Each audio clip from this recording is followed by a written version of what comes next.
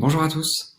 Avant de commencer, je voudrais remercier le comité d'organisation et le groupe d'insuffisance cardiaque de l'invitation à ces journées, qui se déroulent cette année sous une forme un peu particulière. Nous allons donc poursuivre cette session en évoquant cette fois la pratique de la télésurveillance de l'insuffisance cardiaque en cabinet libéral. Vous savez que les conditions d'inclusion des patients dans un programme de télésuivi de l'insuffisance cardiaque ont été modifiées avec un assouplissement important des critères d'inclusion par décret, avec notamment la suppression du critère d'hospitalisation, la suppression des critères de classe NYHA2 ou supérieur, et également la suppression du critère biologique. Cet assouplissement des critères a été responsable d'une augmentation d'inclusion des patients dans les programmes de télésurveillance. Pour vous donner quelques chiffres, on estime qu'en France, environ 6000 patients sont suivis en télésurveillance pour l'insuffisance cardiaque. Je vais vous prendre par exemple les données de Satellia, qui est le système qu'on utilise actuellement. Au 31 août, il y avait 2200 patients suivis par 370 cardiologues. Vous voyez que c'est réparti de manière à peu près équitable entre les cardiologues hospitaliers et les cardiologues libéraux. Eh bien, avant l'instauration du confinement, il y avait un rythme d'inclusion qui était d'environ 120 inscriptions par mois dans le programme de télésurveillance. Pendant la période de confinement liée à l'épidémie de Covid-19, eh bien vous voyez que le rythme des inclusions a nettement augmenté puisqu'il a globalement été multiplié par 4. Et cette augmentation, elle a été pour une bonne part liée à une augmentation d'inclusion par les cardiologues libéraux et également hospitaliers. Plusieurs raisons à cela. Évidemment, l'assouplissement des conditions d'inclusion, comme évoqué précédemment, le développement des consultations vidéo et également une période de temps pendant laquelle il y avait des consultations possibles par téléphone, sans contact vidéo sous certaines conditions. Et vous voyez ensuite que, suite au confinement, depuis la mi-mai, le rythme des inclusions a été réduit, mais reste à un rythme relativement soutenu et qui est globalement 2 fois supérieur à ce qu'il était avant le confinement. Alors, pour vous présenter l'intérêt de la télésurveillance tel qu'on peut le faire dans un cabinet libéral, je vous propose de vous présenter 2 exemples qui montrent 2 aspects différents bénéfiques de la télésurveillance dans ce contexte. Le premier exemple, c'est celui d'une patiente qui est suivie pour de l'insuffisance cardiaque à fraction d'éjection préservée, avec antécédent d'hospitalisation à l'occasion de passage en fibrillation atriale.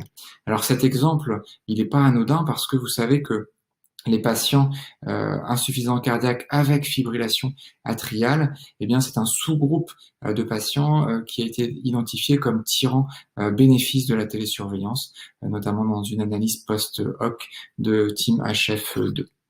Donc cette patiente, finalement, qui allait bien, qui était stable, on a débuté sa télésurveillance pendant le confinement, à une période où elle était asymptomatique.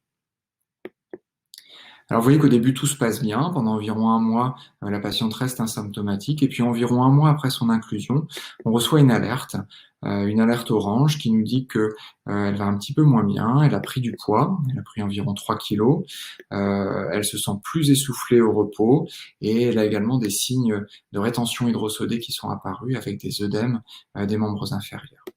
On la voit en consultation et on constate qu'en fait elle est repassée en fibrillation atriale. Les données échographiques sont concordantes avec les données cliniques et retrouvent une élévation des pressions gauche et droite. Suite à ça, on augmente la posologie de ces diurétiques et on envisage une cardioversion électrique après l'instauration d'un traitement antiarythmique par amiodarone. Et vous voyez que les choses vont pas s'améliorer très rapidement puisque quelques jours plus tard, on reçoit une alerte rouge cette fois, nous disant que la patiente se sent beaucoup plus fatiguée, beaucoup plus essoufflée et que son état s'est aggravé. On anticipe donc la cardioversion électrique en ambulatoire qui permet la restauration du rythme sinusal. La posologie des diurétiques est ajustée à cette occasion et on discute avec elle de l'éventualité d'une nouvelle procédure d'ablation. Et d'ici là, on poursuit le traitement par amiodarone.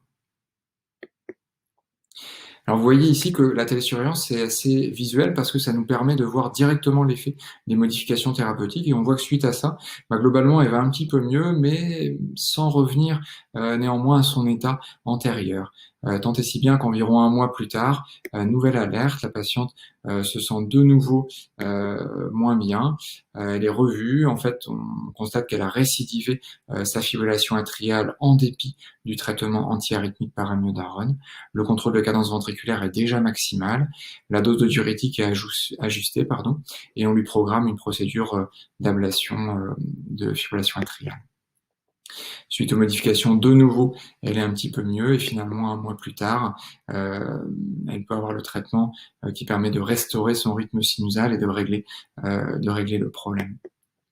Et donc, vous voyez que la télésurveillance permet ici de pouvoir réagir au moment où la personne en a besoin. Pendant la période où cette patiente allait moins bien, eh bien finalement, il n'y a eu aucune hospitalisation imprévue, il n'y a eu que 2 brefs séjours hospitaliers programmés, un séjour en ambulatoire pour le choc électrique et un séjour programmé pour effectuer l'isolation des veines pulmonaires. Tout le reste a pu être géré à domicile et simplement en consultation.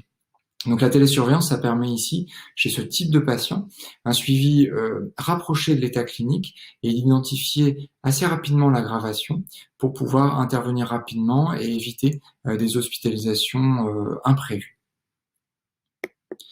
Le deuxième exemple que je voudrais vous présenter, c'est un exemple qui est totalement différent. Ici, c'est un patient qui est âgé de 72 ans, qui a un antécédent d'infarctus du myocarde ancien, pour lequel il garde une dysfonction ventriculaire gauche. Pardon. Il est porteur d'un défibrillateur prophylactique et il a un traitement médical qui est globalement optimal. Ce patient, il est asymptomatique. Vous savez qu'il y a un certain degré de controverse sur le fait de savoir s'il faut inclure ou pas les patients insuffisants cardiaques qui finalement vont bien. De mon point de vue, c'est important de les inclure, ces patients, parce que finalement, ça va nous apporter beaucoup d'informations et peut-être éviter certaines consultations et certains actes. On va en discuter. Finalement, ce patient-là, quand on regarde sa courbe, on voit qu'il va parfaitement bien. Il est totalement asymptomatique et le fait d'avoir la télésurveillance nous livre beaucoup d'informations pertinentes. On a l'information de son poids, on sait qu'il est asymptomatique dans la vie quotidienne, on sait qu'il n'a pas de signe de rétention hydrosodée, il a un traitement qui est optimal, il a accès à des séances d'éducation thérapeutique, il a accès à des vidéos d'accompagnement, donc ce patient, il va bien.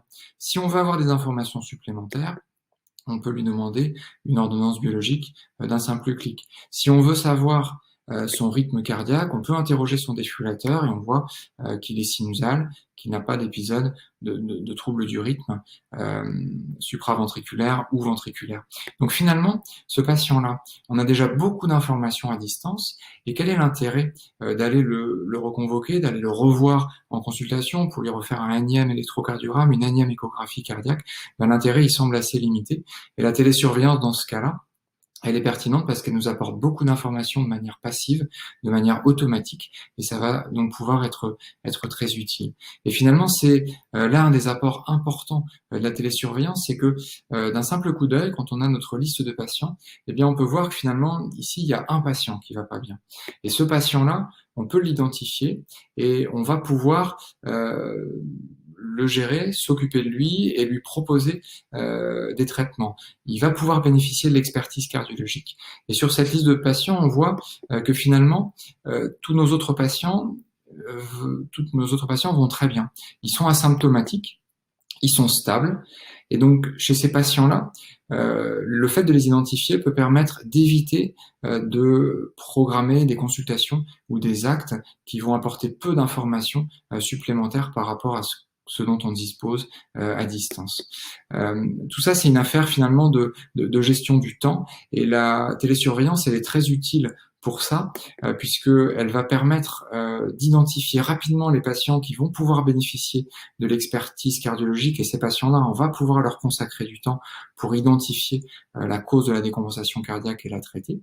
C'est quelque chose qui peut être bénéfique en termes médico-économiques en réduisant les hospitalisations imprévues, mais également la télésurveillance, et c'est l'autre versant, elle va permettre d'identifier très rapidement les patients qui sont stables, de disposer automatiquement de beaucoup d'informations utiles et pertinentes. Et tout ça, ça va nous permettre éventuellement d'espacer ou de limiter le suivi et les actes médicaux chez ces patients-là. Et donc c'est quelque chose qui peut également être bénéfique en termes médicaux et économiques. Donc pour conclure, la télésurveillance de l'insuffisance cardiaque, c'est quelque chose qui est très simple à mettre en place, en libéral comme à l'hôpital d'ailleurs. Le suivi longitudinal des patients, il va être utile parce qu'il va nous permettre d'identifier rapidement les signes annonciateurs d'une aggravation et de pouvoir ainsi éviter des hospitalisations imprévues. Et le deuxième versant qui est important, c'est celui d'un gain de temps très important chez les patients qui sont stables, chez qui on va pouvoir peut-être espacer le suivi ou éviter des actes qui ne sont pas forcément pertinents.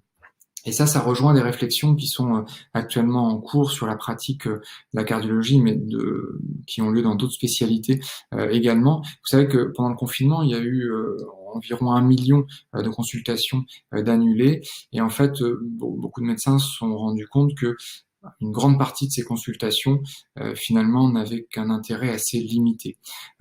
Beaucoup de consultations inutiles, de déplacements de patients inutiles, d'actes dont la pertinence n'est pas toujours justifiée. Et donc la télésurveillance, elle peut nous aider et finalement identifier les patients qui vont bien en espaçant le suivi et identifier ceux qui vont réellement tirer bénéfice de l'expertise cardiologique et leur proposer alors une prise en charge adaptée. Je vous remercie de votre attention.